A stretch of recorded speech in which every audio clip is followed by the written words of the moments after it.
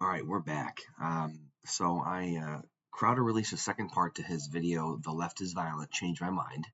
Now, I didn't finish his first one, but I got about halfway through, and then I realized I was basically repeating the same things. And I was repeating the same things, the same points, because he doesn't live in reality. He doesn't want to live in facts. He wants to sit there and say that the left is violent, even though all of the numbers, prove him wrong. And it's not even close. It's not like it's, you know, 60% of the violence is the left and 40 is the or 60 is the right and 40 is the left. It's like 85 is the right and then 15 is the left. And yesterday in my video, I cited that there was a small increase, just a small increase in leftist violence recently, but it wasn't even enough to come close to overshadowing the historical levels. So the left is not the most violent. And his point isn't to say that the left is violent. It's to say that the left is the one responsible for the majority of the violence. That's what he's saying. So let's do. Apparently, he released another one, and let's get into this. Let's see what he's doing. Office, either been president, vice president, or ran for the office, who hasn't accused our side of being fascist, of comparing us to Hitler. Name me one.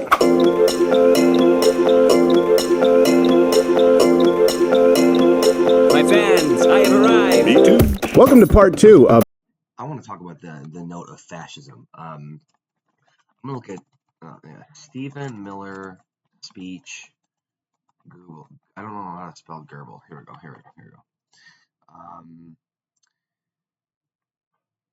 Let's see. Actually, you know what? Let's look at Snopes, because even if Snopes disproves it, I still want to read it. Okay? Okay. I want to see I want to see the comparison here.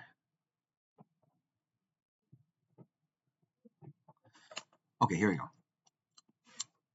Well, we, the people, have awakened. We have arisen against oppression. 15 million people have joined in an army of revenge. They who accepted their nice suits from the Schlara Rex. Okay. Oh, Schlara Rex. Okay.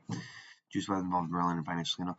Can hardly imagine that an honest German worker will spend his starvation wages for a decent project. Miller stated, "The light will defeat the dark. We will prevail over the forces of wicked and evil. They cannot imagine what they have awakened. They cannot conceive the army. They have risen in all of us because we stand for what is good, what is virtuous, what is noble. And those trying to incite violence against us, those trying to foment hatred against us, what do you have? You have nothing. You are nothing. You are wickedness. You are jealousy." Okay, it's a bit similar.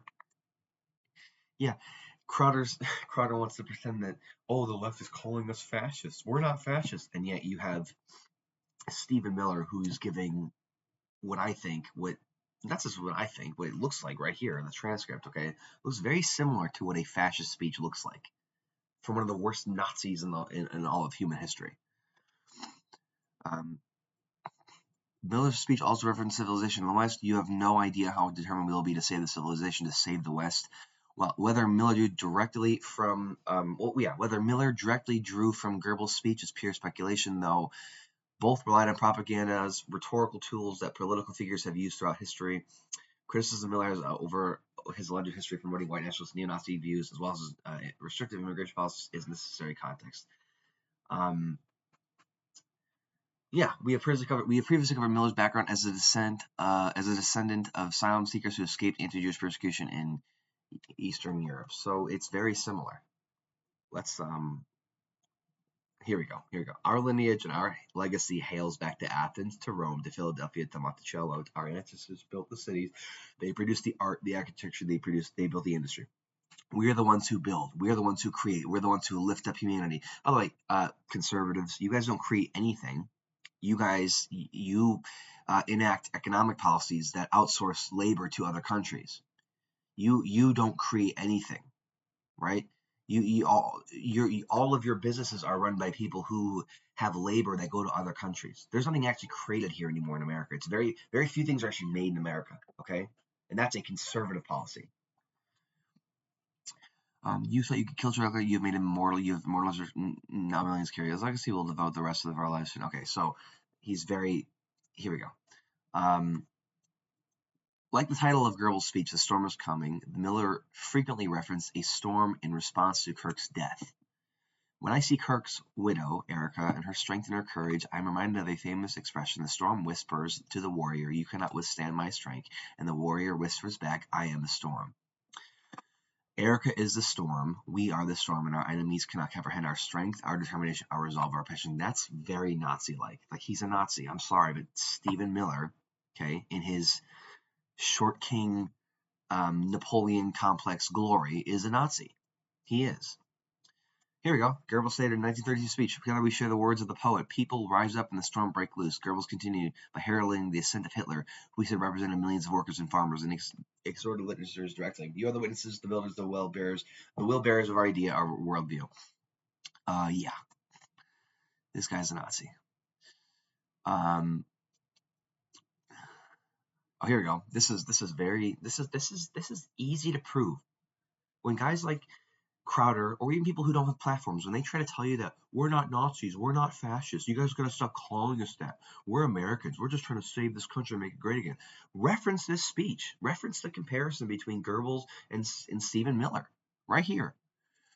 Our campaign in 1932 speech, Goebbels referenced Horst Wessel, a member of the Nazi paramilitary forces whom communists fatally shot in 1930. Nazi propaganda turned him into a martyr, and he had also written song lyrics that later became the Nazi party anthem. Goebbels used Wessel's death to call for revenge against enemies of the Nazi Party. Ready? Our campaign spreads to all of Germany, and once again, the ears hear, the eyes see, the heart beats faster than senses clear. The day of freedom and the prosperity is coming. So our dead comrade Horst Wessel wrote, and we are fulfilling his prophecy. The others may lie, slander, and pour their scorn on us. Their political days are numbered. That's exactly what he said, what Miller said regarding Charlie Kirk and Erica Kirk. Okay? They turned Charlie into a martyr, just like the Nazis turned this Horst Wessel fella into a martyr.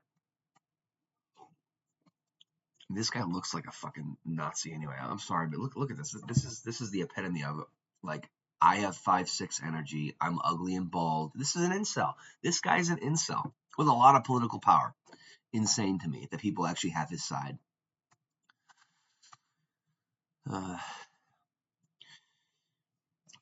Interesting. They're saying Stephen Miller's speech. Interesting. Stephen Miller's speech at Charlie Kirk's memorial was essentially plagiarized. See if you can spot the similarities. The Storm is Coming by Joseph Goebbels. So our dead comrade Horst Wessel wrote, and we are fulfilling his prophecy, the others may lie, slander, protest corners. They promise you workers, citizens, and creative Germans in a Reich of freedom and beauty and dignity. People rise up, the storm break loose. You are witnesses, the builders. We have people that have awakened. Yeah, it's wow. It's pretty gross. Anyway, let's keep going with Crowder.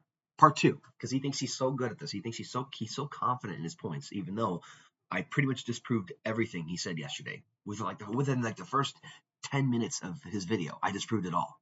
Let's keep going. Of this installment of Change My Mind, the premise: the left is violent. Click the link in the description to see the entire hour-and-a-half first installment from yesterday. Now, before these, hold on a second.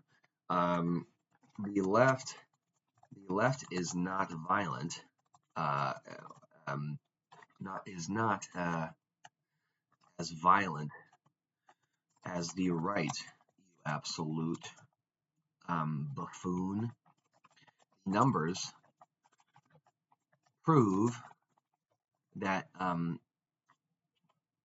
violence,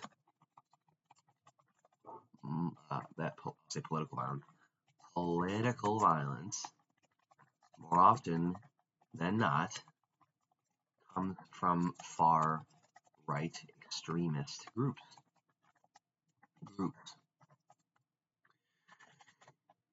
You cannot reasonably. I think that's all I'm gonna say. I'm gonna react to this anyway. That's what I'm gonna say. Let's talk about, yeah. He's a buffoon. The numbers prove that political violence often more often that comes from far right. And by the way, political violence, as we saw in yesterday's video, includes police brutality. So when you got guys like Crowder, and Ben Shapiro and Matt Walsh talking about like making fun of George Floyd or Breonna Taylor, or kind of dismissing, police brutality and saying that, well, he was a criminal, Floyd deserved it, he was a criminal. They are unable to agree that that's also political violence. They live in a fantasy land that their side could do no wrong and that they're the ones that are oppressed. It's the same people. It's like the same as those people that think that those Christians that think that they're oppressed. They create this false narrative in their heads and then they run with it. But he'll never have a conversation with someone like me. He'll just go to college campuses and beat up on sophomores and freshmen. It's pathetic. All right. Hold on a second. I'll say one more thing because I'm funny like that. Also, you're a douchebag. Also, you're a douchebag. Oops. A douchebag. Debate me. I will even go on your show. From the horse's fucking mouth, the horse's fingers, right? Okay, cool. Let's watch this. It had been more than a few moons, years, since I was last on campus, and for obvious reasons. No, you took time off because you were apparently sick. I don't know what happened to you. Like, you had some major health crisis years ago. I'm familiar with this content. And then you were also going through a brutal divorce in which you were accused of being abusive to your pregnant wife. You've had a lot of drama over the years. You didn't just hide because of danger or people saying fuck you. That's free speech, by the way. By the way, that's free speech. Whoever this person is, you can say fuck you. That's free speech. That's not fucking. It was an ever-increasing risk that required more security, and a lot of students were carrying this on and doing it themselves on campus. But as a lot of that stopped, as a semi-reluctant participant, people throwing coffee or trying to bum rush the table or starting fistfights. Yeah, I don't agree with that. That's wrong. We should be able to have conversations without descending into violence and chaos. But it still doesn't prove that the left is more violent. You can't even say that. And his argument isn't that the left is violent. It's not. Because the whole time he's trying to prove that they are more violent. All right. Felt compelled to bring this back. Luckily, this go around, the team around me was top-notch. I can't thank them enough. Was basically a small army. And we were able to do it in this climate with minimal risk. That means no prior announcement. That means really no interaction with the crowd that can get riled up. And in a lot of ways, that's butter. And this is the first comeback of Change My Mind. Do you want to see more of these? It's up to you. Let me know in the comments. First up, here's Jacob. Hey, Jake. Nice to meet you, sir. Grab a seat. And do you mind moving in so I can hear a little bit? I don't mind. Don't get cozy. Get cozy. Come on, move on in. So, Jacob, you prefer Jake? Jacob's good. Okay. I don't know how familiar you are with this segment or this kind of piece of content, what we do. Let me explain to you first what it's not. Sure. And I mean this genuinely. It's not gotcha.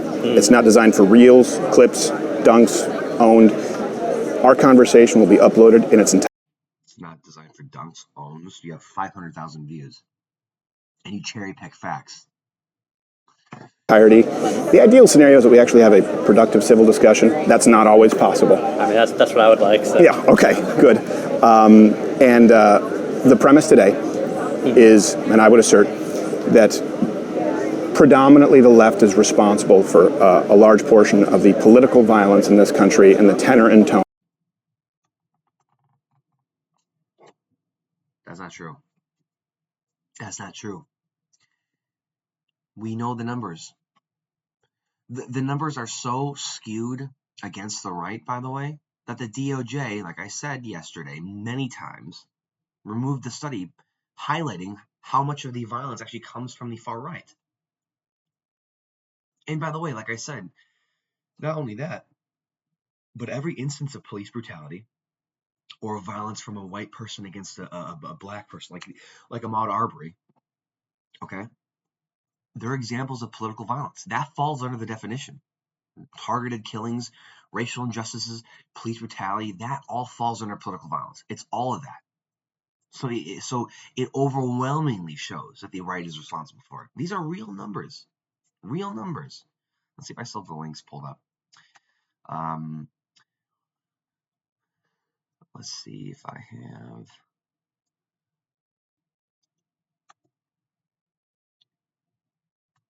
Yeah, I have it. I still have it pulled up. Okay.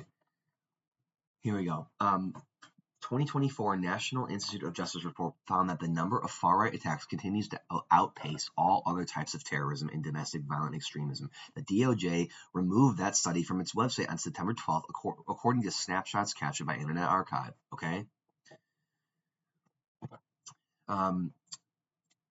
Congressionally mandated reports, I read this yesterday, we'll do it again, from the FBI and Department of Homeland Security have assessed that domestic terrorism since 2017 said every year so far that white supremacists have been the most lethal threat of domestic terror. They are always the most lethal.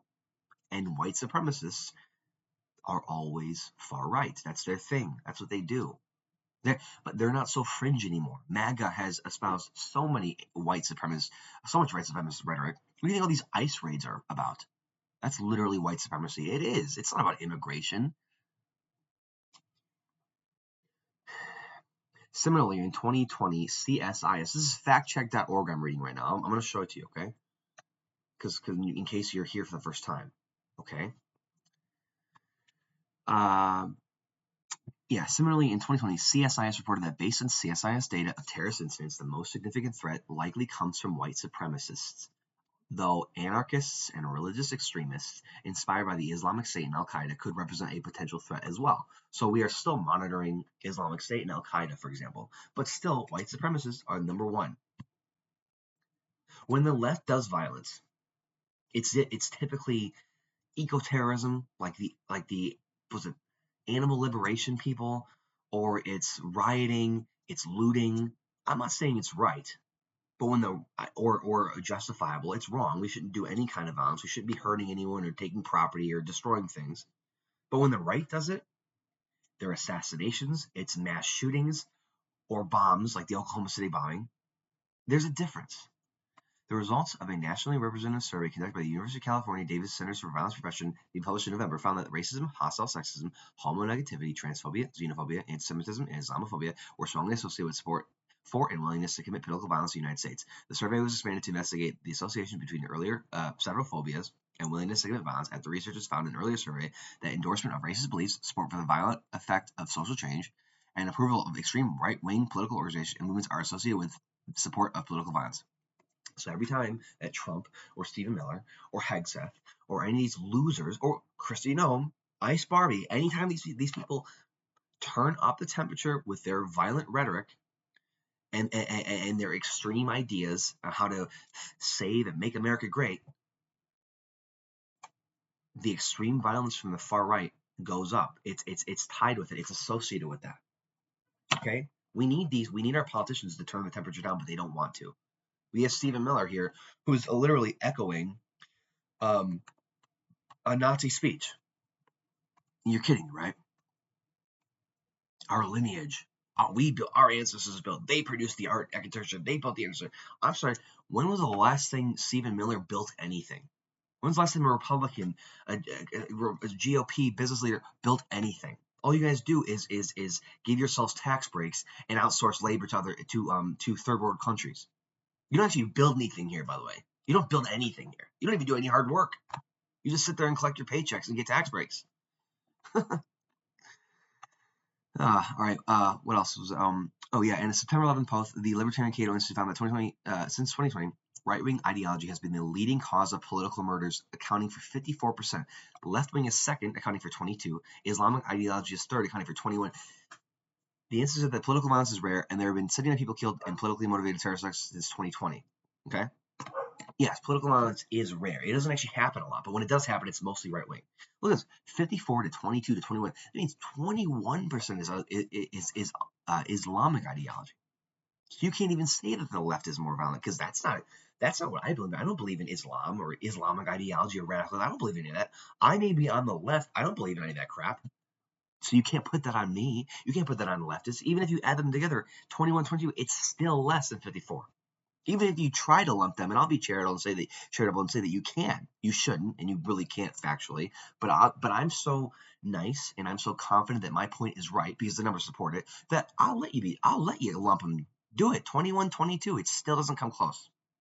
It's still not more than right wing ideologies. That's how that's how insanely wrong Crowder is. I'm willing to be so charitable that I will give him an extra 22% or 21%, saying, fine, you can link radical Islam with leftist idea. You can't, by the way. You literally can't. There's no facts for that. But I'm so charitable, I'll give that to him. And it still doesn't come close. Oh,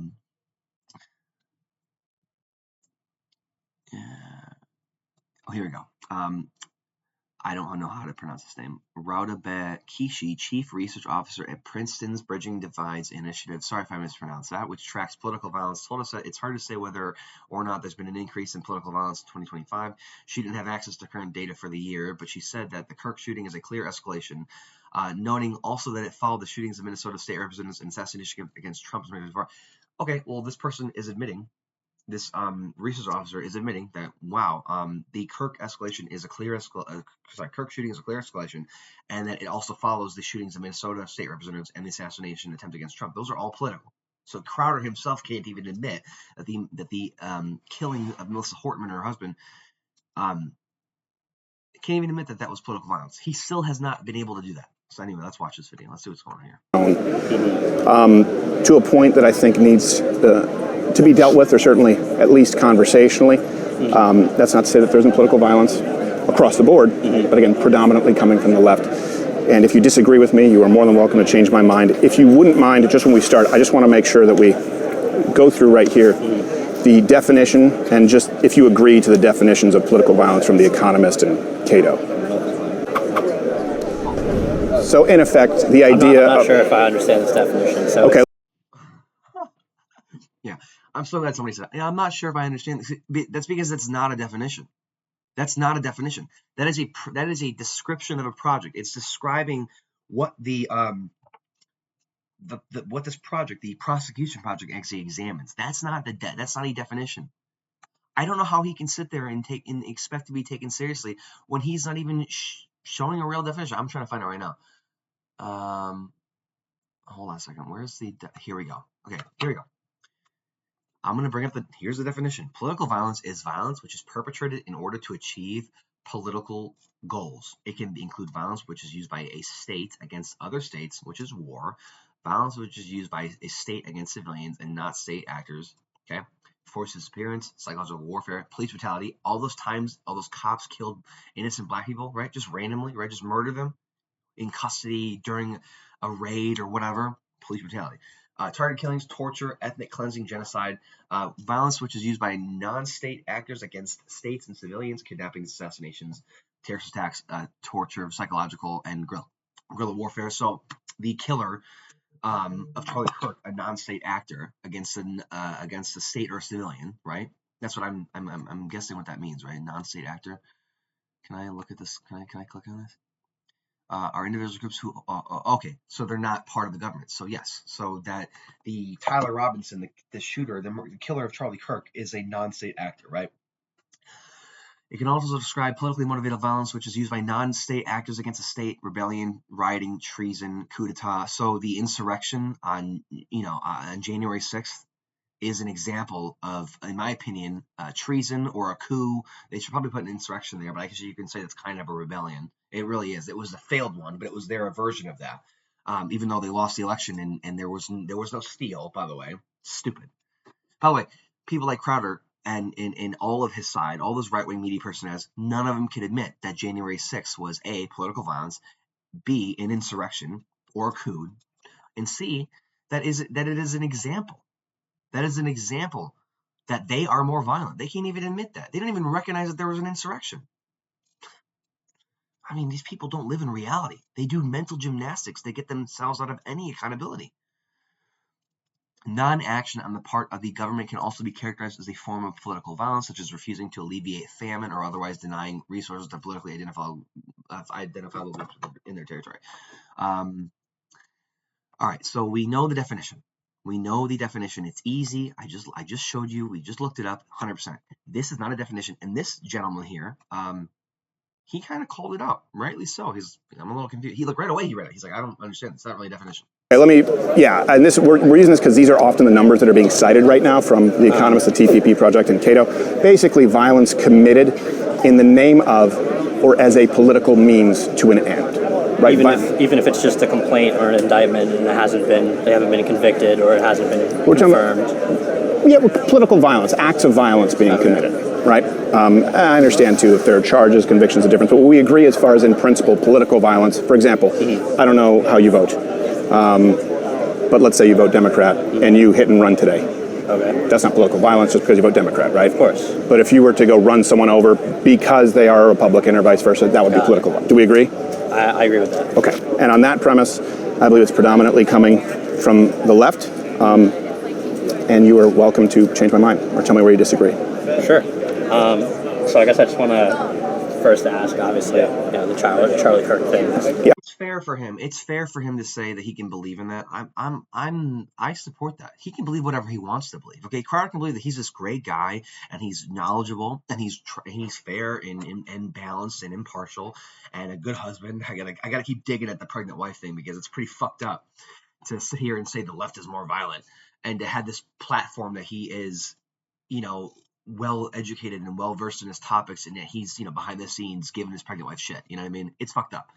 But he can sit there and believe whatever he wants. Go ahead. Do what you want to believe. But you can't rewrite reality. The reality, the facts, they disprove your beliefs. You can believe whatever you want. Okay? But what you are believing is what is called an alternative fact. It's not really a fact, it's misinformation. But you believe whatever you want, but the numbers, they say otherwise. And it's obvious to find that out. I mean, literally. I just showed you, those of you watching this, where is the clip? Yeah, factcheck.org. Look at this. Look at this article. Look at this. This is proof that the numbers just don't support his claim. So you can believe whatever you want, Stephen, but you can't rewrite reality. As long as people like me are around, I will always discredit and disprove you. I will not let people like you lie, Stephen. I'm smarter than you. You may have more resources and you're more money, well connected, sure, but I'm smarter than you. And brains triumphs and trumps everything. Yeah. It's massive. I'm not super familiar with what other acts of political violence have occurred recently. Maybe you could tell me, because other than the Charlie Kirk assassination, I don't know what else has occurred. Right up the road here, ICE, people were shot. 3 were shot, 1 was killed at an ICE facility, done in the name of anti-fascism.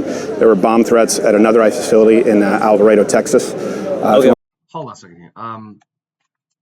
ICE facility attacks motive. Okay.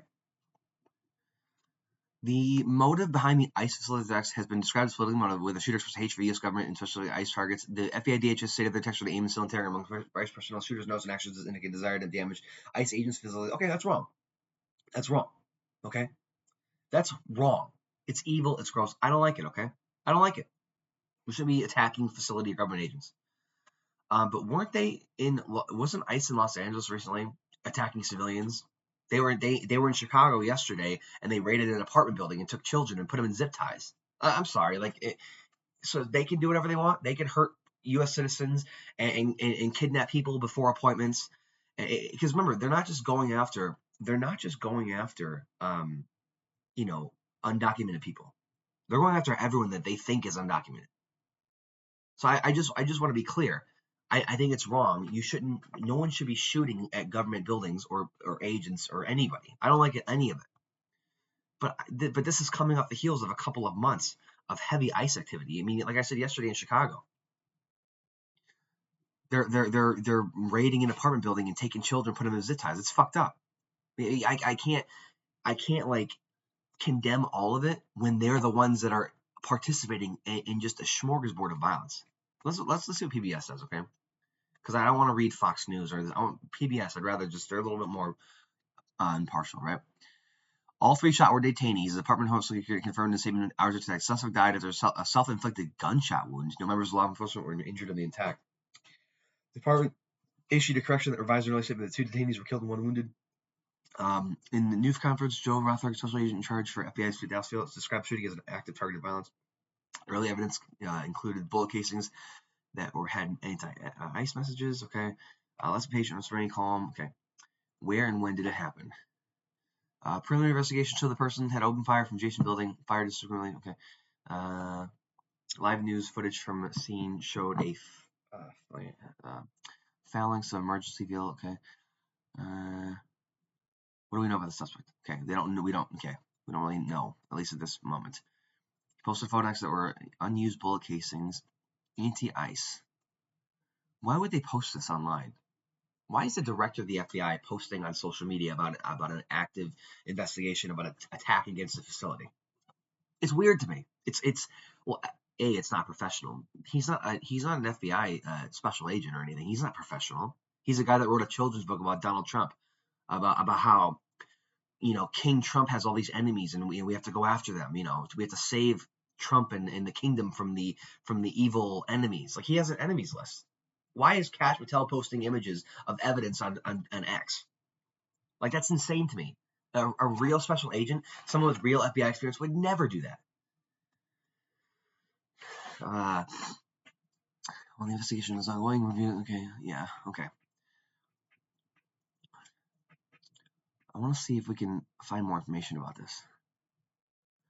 10 people are facing attempted murder charges in a 4th of July attack at an immigration detention center called an organized attack. Okay, I want to see ICE shooter. Do we have the guy? Oh, we have it. Oh wow, good. Okay. Joshua Jan shot 3 people detained by. Okay. Background: shooting victims, perpetrator. Here we go. 29-year-old Joshua Jan. Law enforcement responded to 2 addresses publicly linked to Jan in Fairview, Texas, where Jan and his parents lived throughout most of his life. He was born in April, and he worked at various retail jobs short periods. He busted for marijuana possession. Whatever, who cares? Pot's dumb. Living in his car and working a seasonal job harvesting legal marijuana. Okay. Sounds like another one of those incel lonely guys. Again, it's not leftist or right, but it's really a male guy, a lonely male guy, right? And got a job installing solar panels. Okay, solar panel loser, got it. He also voted in the 2020 Texas Democratic presidential primary, so they're going to try to link that to, yeah. Axios described the shooting as a triggered partisan blame game and Trump administration official Megan. Okay. Trump was described by Reuters as having quickly politicized the incident, with Trump writing on Truth Social that the radical leftist Democrats were stoking anti-ICE violence by constantly demonizing law enforcement, calling for ICE to be demolished and creating ICE officers. ICE, hi. You guys are Nazis when you're putting children in zip ties, and you're kidnapping people that are citizens, and you're preventing them from going to their immigration appointments. Like, you guys are Nazis 100%. You're patrolling the streets in major cities with masks on your face. Yeah, you're all Nazis. I'm calling you Nazis right here. Right fucking here with my face. Okay? Christy Nome, response to social media, ICE agents law enforcement will be hired in response to shooting it and called the shooter evil.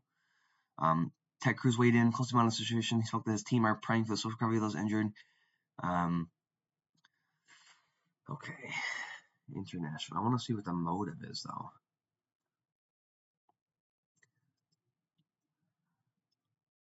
Yes, it was me. Yes, ICE boys showing up to collect a dirty paycheck. Officials said the general was driving his car to the building with a large light he used to access the roof. Bolt action rifle. I mean, this is just crazy, dude.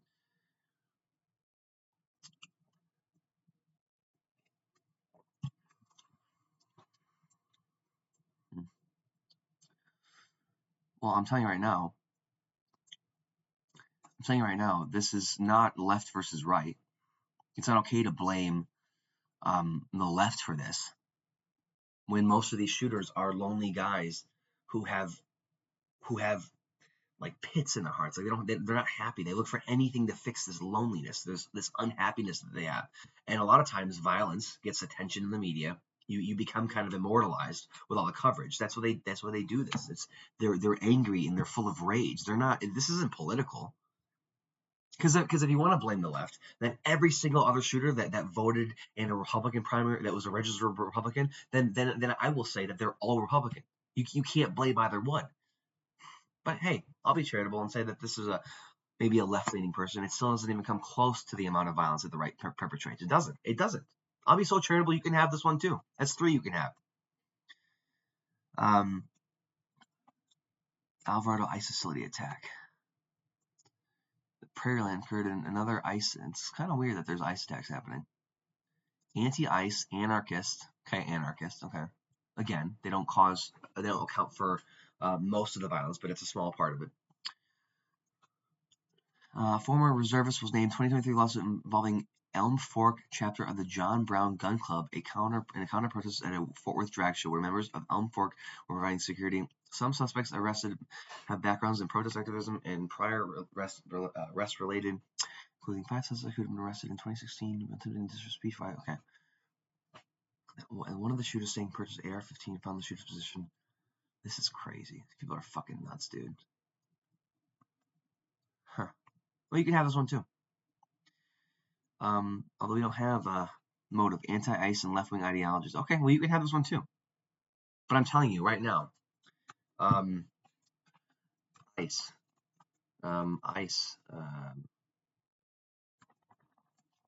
Okay, on civilians.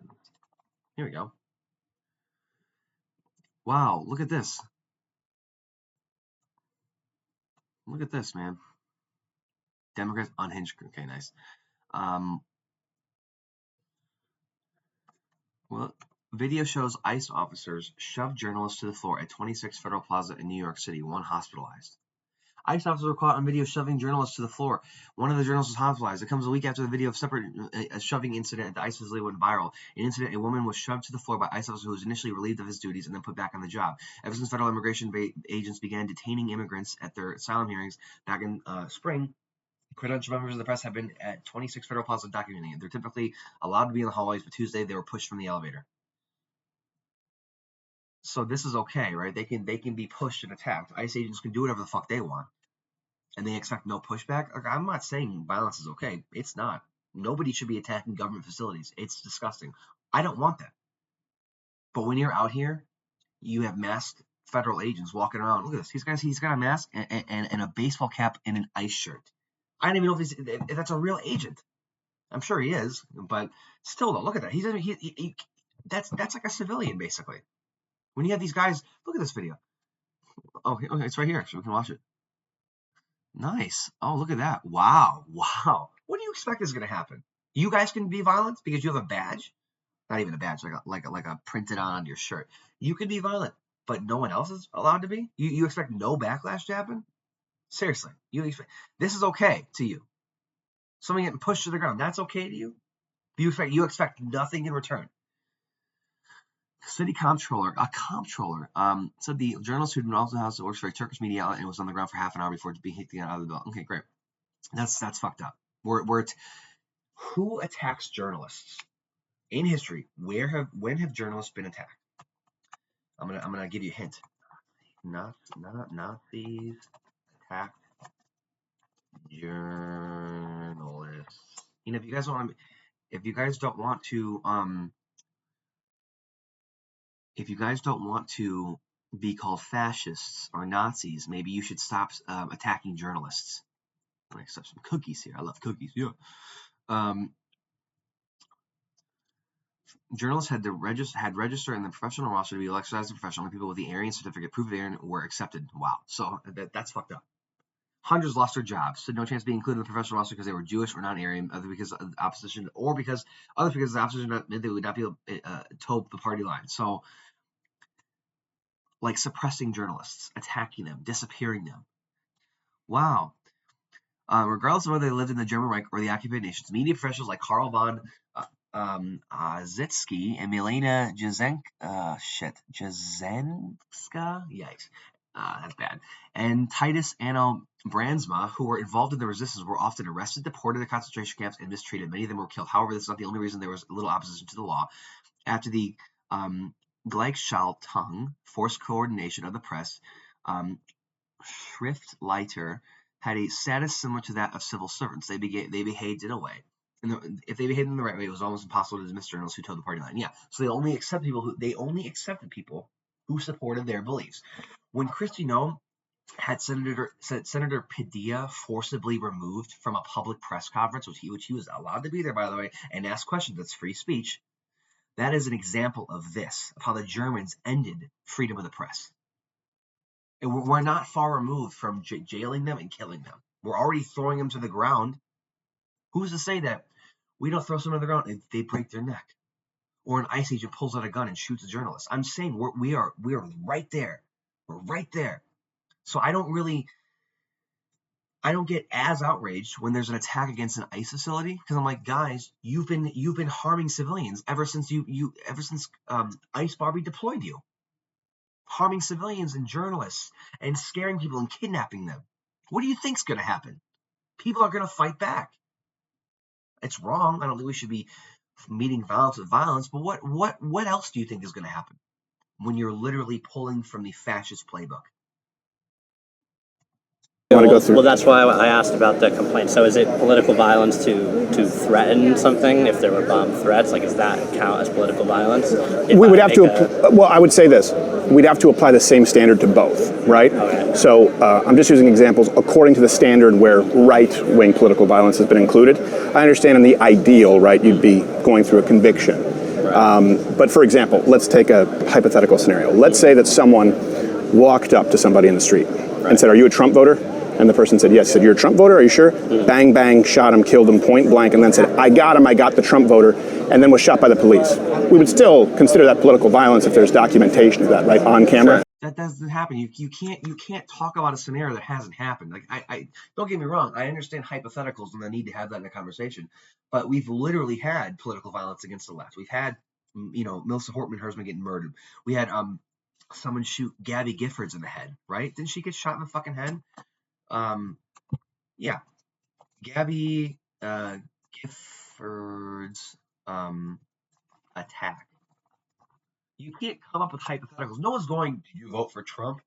Bang bang. That doesn't happen. Okay, but we did have a shooting in 2011. Gabby Giffords and 18 others were shot in a constituent meeting held in the supermarket parking lot at Casas Adobes, Arizona, in the Tucson metropolitan area. 6 were killed, including federal district court Chief Judge John Roll, Gabe Zimmerman, one of Gifford's staffers, and a 9-year-old girl, Christina Taylor Green. Great. Awesome. Isn't that great? A 20-year-old Tucson who was 6 Giffords was arrested at the scene. Federal prosecutors filed 5 charges against him, including attempted assassination of a member of Congress and assassination of a federal judge. We have real evidence. We have real examples of political violence. You don't need to make one up and go, if someone asks you in the street, "Did you vote for Trump?" Bang, bang. Can we call it political violence? That doesn't happen. We can call this political violence. We can call the Melissa Hortman assassination political violence because it's real. Let's stick to reality. Again, Stephen can't even argue. He can't even argue with reality. He doesn't live in the same reality that you and I live in. Okay, so you would agree with that? Yeah, I would agree with that. I mean, I'm just... Okay, I want you to watch this because it's in Portland.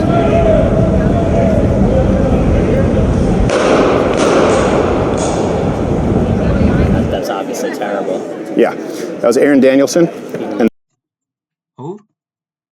Oh, who? that was a Mr. Michael Rhino in Portland.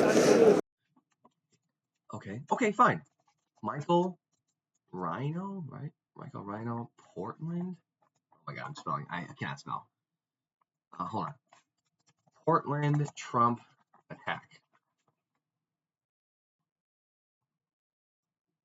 Where is this?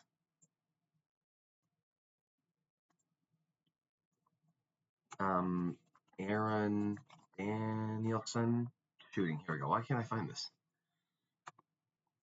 Michael. Oh, Rhino. I thought it was like Michael Rhino. My bad. Okay. American Aaron Danielson. Okay. After pursuing caravan through trouble. Okay. What is Patriot Prayer? Is a far-right group. Suburban city is a Portland. Pro-gun, pro-Trump. Joey Gibson. Who's Joey Gibson?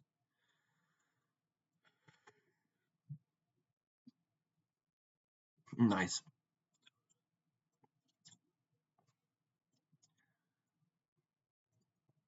Hillary. So he's another far-right guy. This is one of those far-right groups. Got it. Okay. I don't see the same thing. Okay. Wow. So he's got ties with the Proud Boys. Got it. God, these guys are all losers, man. Nice. Okay. Accused of inciting a riot in Portland. These guys are creating problems in Portland. This isn't an activist. This is a militia leader. Jesus. Like, you gotta be shitting me, right? Patriot Prayer. Street fights between the groups which are taking place and frequently been filmed and posted online. If I can, so they go around, they film street fights between anti-fascists like Antifa or whatever and leftist people. This is their group. This is their far right group. This is their activist group. They're hanging out with Proud Boys members. You're kidding me, right? They go and they ask for violence. They go and they do things that are violent. They create problems. Oh, Jesus. Nice. Opposition to Gibson's rallies grew in 2017 following the 2017 Portland train attack, a racially motivated double murder by Jeremy Christian, a man known to have attended Patriot Prayer rallies. The Southern Poverty Law Center described Patriot Prayer as trolling the Pacific Northwest with the intention of provoking response from Antifa.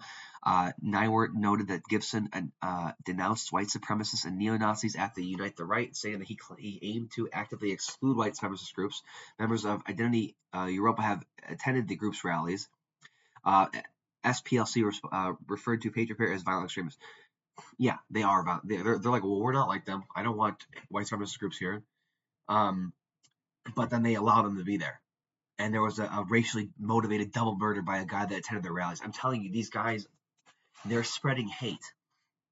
They're spreading hate and fear. Yikes.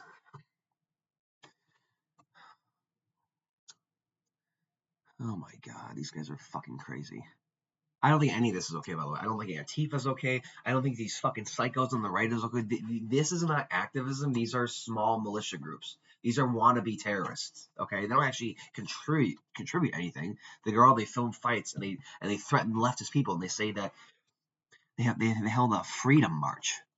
Freedom for what? Oh my God, these guys are fucking psychotic. These guys need real jobs, and these guys got to get laid too. Let's be honest here. Doxing campaign. Initiate a campaign to tear off the bandanas of Antifa demonstrators to take pictures of the faces of dox of the debate. Yeah, that's not okay. You can't do that. That's illegal. Look, as long as these Antifa people aren't doing anything violent, they can walk around with masks on their face. I mean, I don't like it, but it's not like they're doing anything violent until they do stuff violent. You know what I mean? They have to be denied entry to the meeting. They were clashed with nearby anti-fascist activists and claimed to be attacked. All these guys do is start trouble.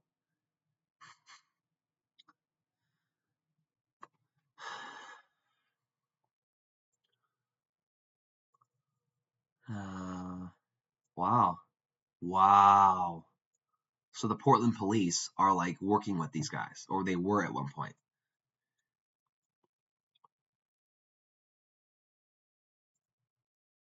Holy shit.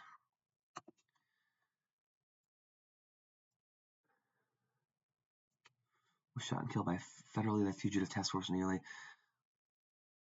So basically, this group, this Patriot Prayer, has a working relationship with the Portland Police Department. So these guys can continue to cause trouble and not really face any serious consequences. I think that's fucked up. I don't think this is not a clear-cut example of the left being more violent. These guys are clearly close with the police department, and you can read that on the Patriot Prayer page here. Look at this relationship with the Portland Police. The Guardian reported that Lieutenant Naya told Gibson on December 20th that the police would not execute a warrant for the rest of the toast. In a text, Naya wrote, "Just make sure he doesn't do anything which may draw our attention. If he still has the warrant in the system, I don't run these guys personally, so I don't personally know. Officer could arrest him. I don't need to see an arrest of the warrant unless there is a reason." He also indicated the police officer had ignored previous arrests of toast. Wow.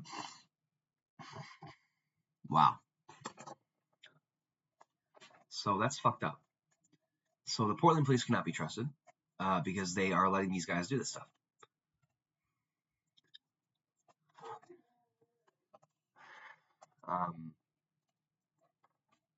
Pretty fucked up.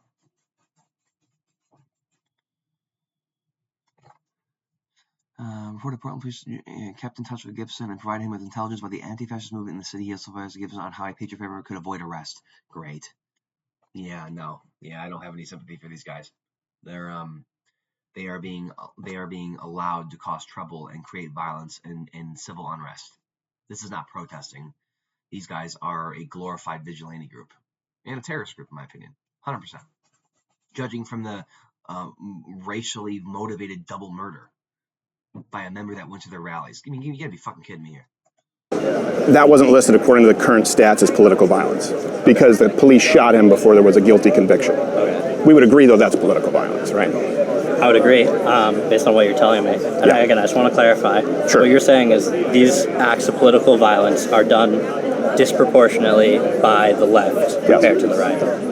As a method, yes. Okay. I mean, maybe I don't disagree with that. I mean, the sign out front just said the left is violent, Sure. which I don't agree with, especially as a whole. I mean, I think there are a lot more incidents of peaceful protest and moderate and people who are on the left who, I mean, it's a very, very small, isolated segment, and we're talking about. But what if you were wrong about that? What if I was wrong that most people who lean left or are on the left Are peaceful?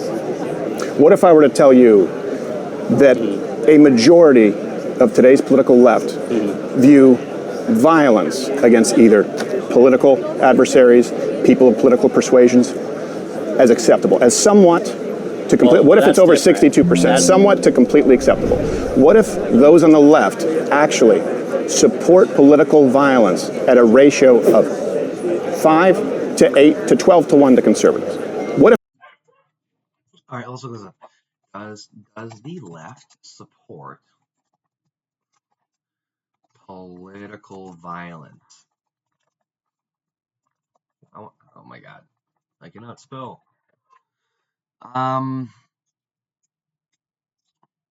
What we know about political violence in America? Is this the same article from before that I read before?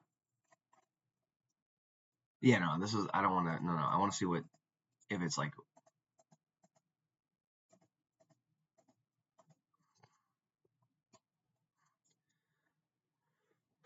Let's look at the data. I want to see what the data says. Okay. The first half of 2025 was marked by an increase of left-wing terrorist attacks and plots in the United States, which continues to trend over noticeable over the last decade. In absolute terms, left-wing incidents are on track to reach historically high levels in the last 30 years, show figure 1. There was an average of 0.6 incidents annually. Following the decade, it doubled to 1.3 a year. Numbers began to grow substantially, however, in 2016. And okay, I just want to see what's going on. Okay. Just want to see. So the number of Though the number of left-wing terrorist strikes and plots is experiencing a rise, the effectiveness of perpetrators typically remains limited. Although left-wing perpetrators often carry out their plans, they rarely do so with deadly effect. Two metrics illustrate this dynamic. First, a large share of left-wing plots succeed in becoming actual attacks.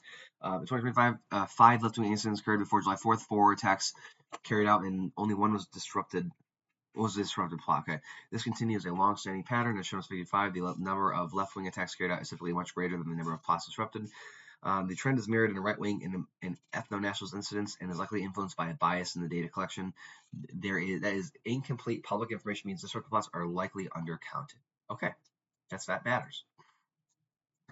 By contrast, jihadist incidents exhibit the opposite pattern. Disruptive plots are far more common than successful attacks, probably a reflection of decades of intense intelligence and law enforcement focus after 9/11, as well as the far greater media publicity given to disruptive jihadist attacks, which enables greater data collection. All right. The fact that left-wing plots so often result in completed attacks elevates its significance on the rise in incidents because it indicates that their increase is likely to translate into realized violence. Second, and despite the rising number of left-wing attacks and the likelihood that such incidents involve realized violence, the lethality of left-wing attacks remains very low. Left-wing attacks are overwhelmingly non-lethal and far less lethal compared to other ideological orientations. Since 2020, only 2 fatalities have resulted from left-wing terrorist attacks in the United States. Luigi Mangione's assassination of United Healthcare CEO Brian Thompson in New York, and Michael Reynolds' fatal shooting of far right-wing protester Aaron Danielson in Portland, Oregon. If the Kirk killing is included, as seems likely, it would be a third fatality. Right-wing and jihadist attacks, by contrast, have caused far higher fatalities. They have. So fine, you can have Aaron Danielson. You can have. I don't really agree with the Luigi Mangione thing, but you can have that too. I mean, it's violent. I just don't know if it was like left or right. I just think it was like guy who was angry at the healthcare system. I don't know if it's left or right, but you can have that. You can have that. It's still wrong. You can have it though. So you can have 3. Okay, you can have 3. I'll even give you Charlie Kirk. But right-wing and jihadist attacks, by contrast, have caused far higher fatalities, and the numbers still prove that. In the past decade, despite the increase of number of left-wing incidents, left-wing attacks have killed 13 victims compared with 112 and 82 for right-wing and jihadist. 112 and 82. This is actually a really good table here. Some of the key factors driving these dramatic discrepancies are explored in a later section of this brief. Okay, look at this table here. This discredits everything that Steven Crowder says. Steven, again, this is my second video, and I'm kicking your ass again. Because look at this. Look at this. If you want to play this game, the left is violent, the left is this, they're evil, they're demons. You want to have Stephen Miller echoing Goebbels' speech, right, in front of his millions of supporters. I'll show you the numbers right here, right fucking here. You cannot silence truth. I'm smarter than you, Stephen, and it's not even close.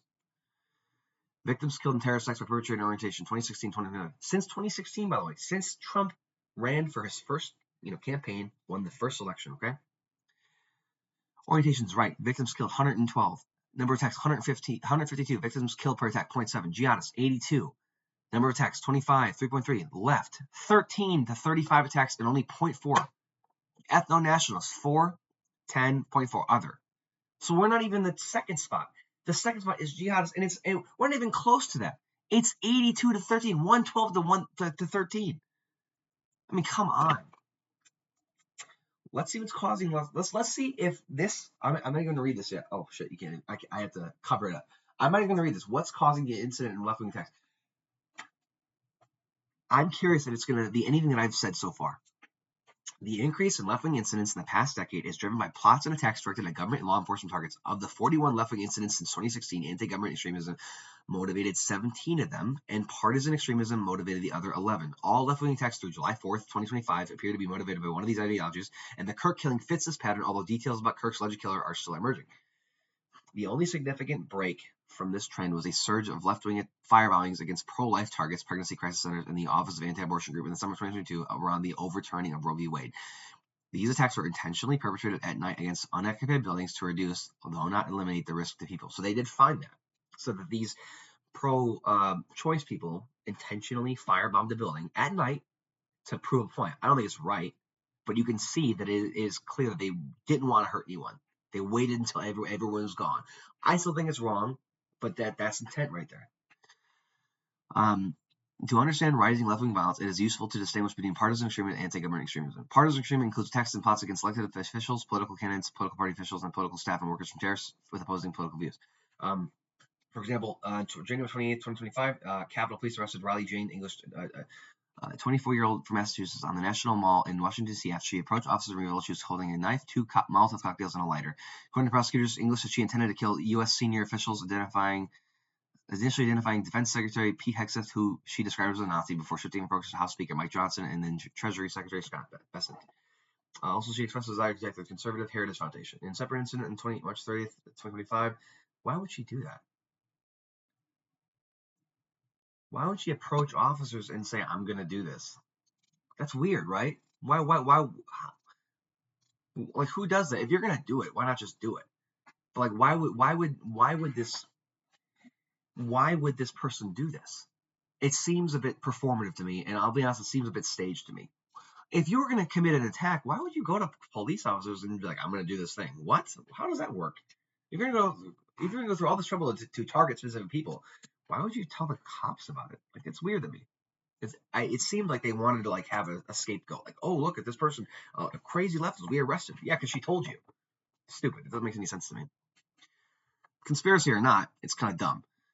A separate incident on March 30th, 2025, an assailant set fire to headquarters of the Republican Party of New Mexico in Albuquerque, igniting the entrance late at night. Graffiti reading ICE equals KKK was spray painted on a wall near the site. Attacks such as the English's plot to assassinate senior officials and the arson of Republican Party's New Mexico headquarters reflects the most severe effects of polarization in the United States.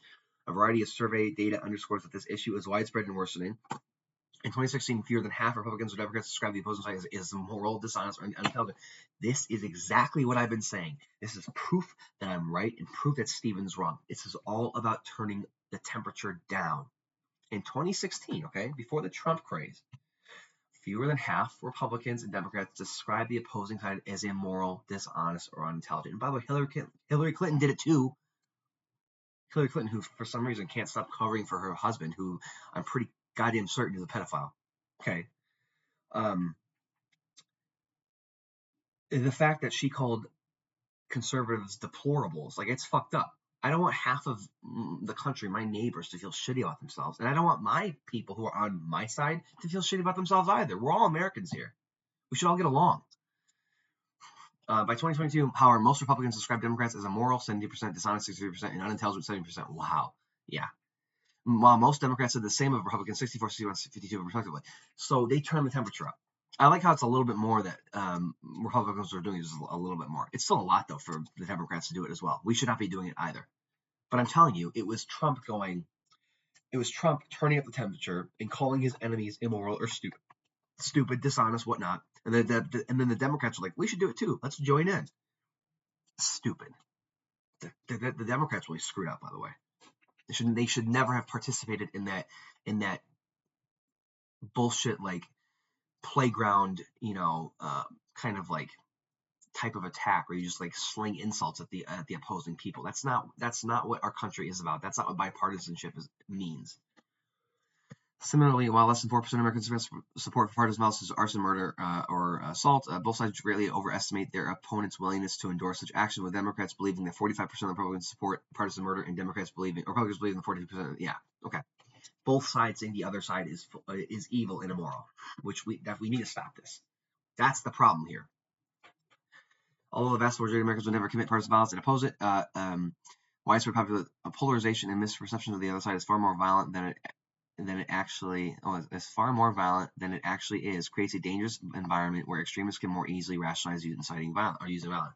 Growth, and even a tiny minority who are willing to commit a partisan violence, has the potential for tremendous consequences. In considering the combustible political climate in the United States and the fact that symbolic and strategically important political leaders are among the potential targets. Yeah.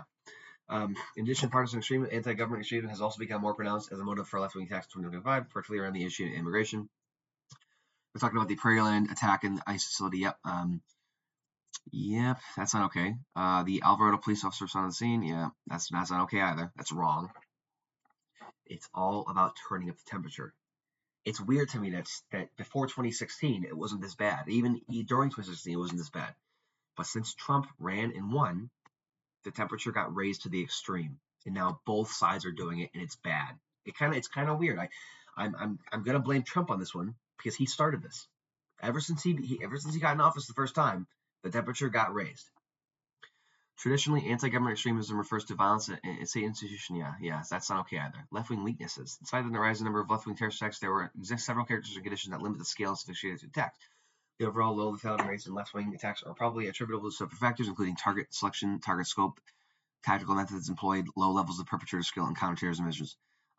First, left-wing perpetrators typically select targets that limit opportunities for mass killings. Interesting. In the past decade, left-wing attacks most commonly occurred at government or local law enforcement facilities. These locations are often protected by physical fortifications and security personnel, making it more difficult for perpetrators to kill targets during an attack. For example, the attack on the ICE Prairiland detention facility, one police officer was wounded before additional law enforcement forced the attackers to flee. The attacker's choice of a hardened federal compound with security personnel on site contributed to the attack's failure to kill any victims. This contrasts with jihadist attacks, which most commonly target crowded public areas with limited to no security measures, such as the car ramming on Bourbon Street in New Orleans on January 1st, 2025. They killed 14 victims. Second, left-wing violence is often narrowly directed at specific individuals rather than indiscriminate killings of civilians. Most notably, 10 of the 13 fatalities from left-wing attacks in the past decade have been police officers ambushed in public areas by attackers using firearms.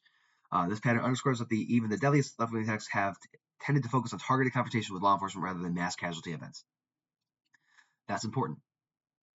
Every time there's a right-leaning, incel, far-right extremist, it's always a mass casualty event. It's a school shooting. It's a shooting at a mall. It's an attack at a nightclub. But whenever there's a left-wing attack, it's typically focused on law enforcement or like one target, one type of thing, and it's usually not a mass casualty event. Third, left-wing, not saying it's right, but I'm saying there's a difference.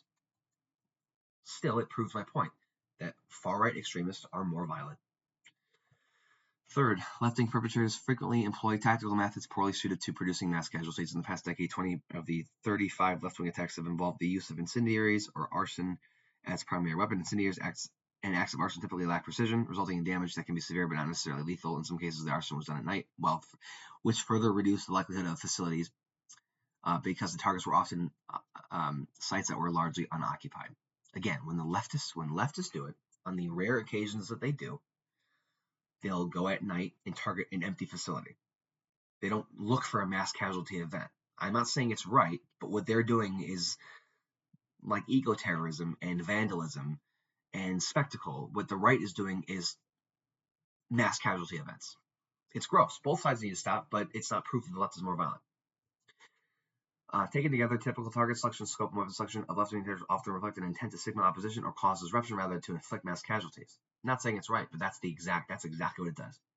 Fourth, left-wing perpetrators frequently lack the weapons and tactical training to maximize their impact. An example, on February 14, 2022, Quintez Brown, a 21-year-old black nationalist, entered the Louisville campaign office of Democratic mayoral candidate Craig Greenberg with a 9mm pistol.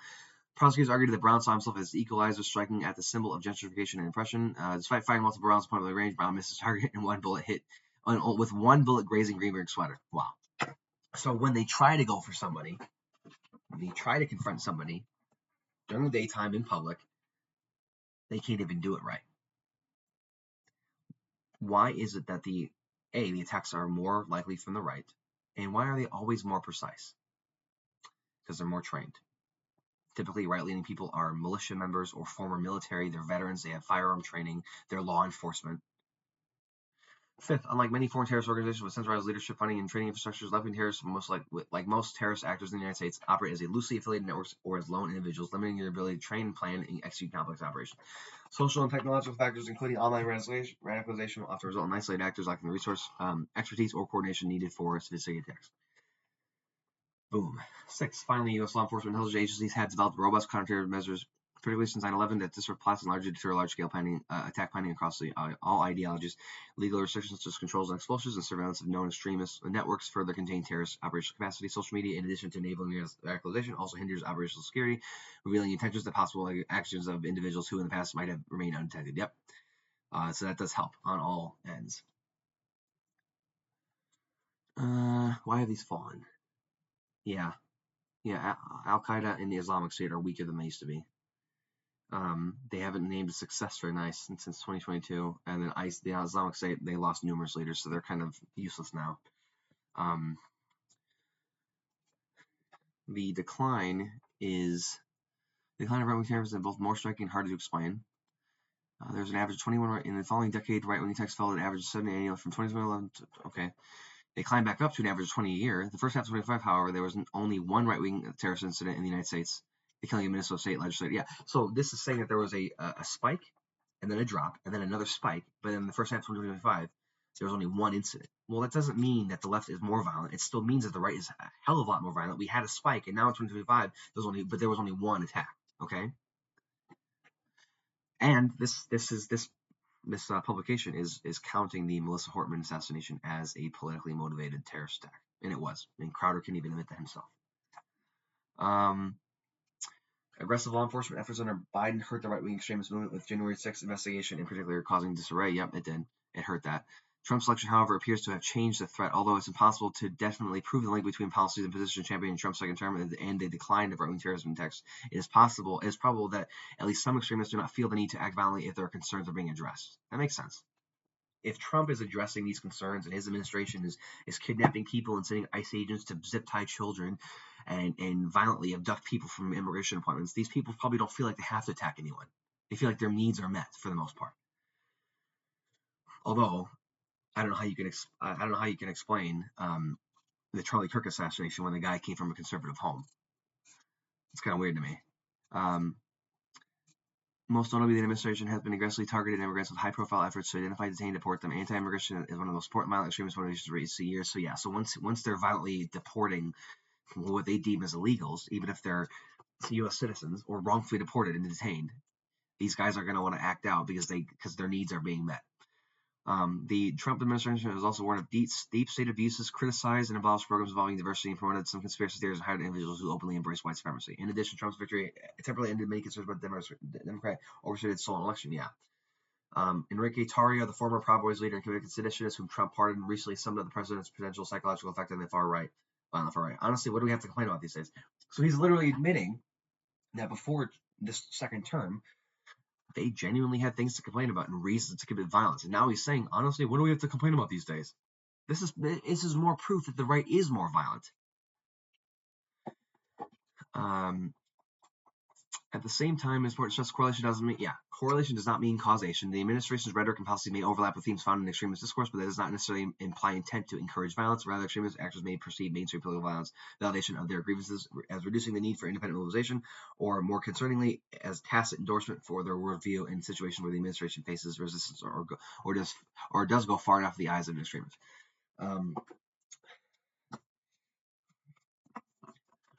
Yeah. This is crazy. Okay. I'm going to read this last part because this is really important. What is to be done? The best responses to the Kirk killing political violence from any source involve few theatrics but can be highly effective. And this is what I mean about turning the temperature down. First, the government should avoid overacting with crackdowns on peaceful organizations, which will serve to strengthen extremist views. Radicals will argue that peaceful politics will inevitably fail and that only violence will make a difference. In response to the Kirk killing, President Trump warned that a radical left group of lunatics are engaged in a campaign of violence. Other conservative voices, from members to Congress and online influencers, have similarly claimed that the left is engaged in war. Kirk's shooter appears to have acted alone, but Trump has claimed that a network of political organizations fund and support violence and must be neutralized. A threat, if acted on, could lead to government action against an array of nonviolent organizations whose political positions were anti-Kirk and are anti-Trump. These actions will be counterproductive for combating terrorist threats. Second, it is important to realize, resources all dimensions of the terrorism threat. Left-wing terrorism is a Trump administration priority, but jihadist terrorism also remains a concern, though it has declined. Right-wing terrorism could come roaring back, especially if in 2028, if there are complaints of a stolen election or similar incendiary claims. I'm telling you right now, Trump won't run again. He can't legally run again. But if they lose the election, if the Republicans lose, he will definitely be on social media. Trump himself will talking about how the election was stolen again, and it's going to spike.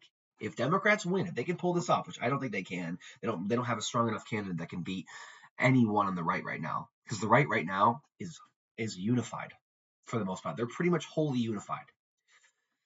If the Democrats can beat them in 28, there will be violence and conspiracies about stolen elections. It's going to come roaring back. It will. Although leaders are not responsible for extremists in their midst, they are responsible for how they behave towards extremists. U.S. political leaders and actors need to lead by condemning violence on their side and calling for calm when it involves justice on the other side. The American Muslim response to jihadist terrorism offers a useful model. Muslim leaders came together to repeatedly condemn jihadist violence, and this reduces the appeal of terrorism. When the mainstream condemns an attack, the individual is less likely to see themselves as a hero or a successful agitator, and the community as a whole is more likely to work with law enforcement. That's what they need to do. Many leading Democrats have vehemently condemned the Kirk shooting. For their part, many prominent Republicans also immediately condemned right-wing attacks in recent years, including the assassination of Portman earlier this year. But the track record is far from perfect. The celebrations among some of the left of Luigi Mangione is a failure to undermine the support of left-wing violence. Similar to the failure of some conservative leaders to condemn white supremacists and other violent extremists is a major problem, allowing these extremists to believe that they are carrying out the will of a broader political movement. Crowder's inability to condemn the Hortman assassination and to label it as political violence is a perfect example of them not turning the temperature down. All right, I'm gonna have to wrap this up soon. Damn, I only got 8 minutes into this video. All right, I'm gonna have to do a part 2 to this part 2 tomorrow because I have to wrap this up. We're gonna finish with this guy. I'm not really confident that he can go toe to toe with Crowder. He's being kind of can I say this? He's being kind of a pussy right now. Honestly, he's not. With a guy like Crowder or Ben Shapiro or Matt Walsh, you have to be firm, and you have to push back. And so far these conversations, no one has pushed back. So we're gonna do this tomorrow. Thanks for watching. Like, share, subscribe, comment, and we're gonna do part 2 tomorrow. Part 2 to this part 2 tomorrow. I want to finish this one and get more than just 8 minutes in. So thanks for watching. See ya.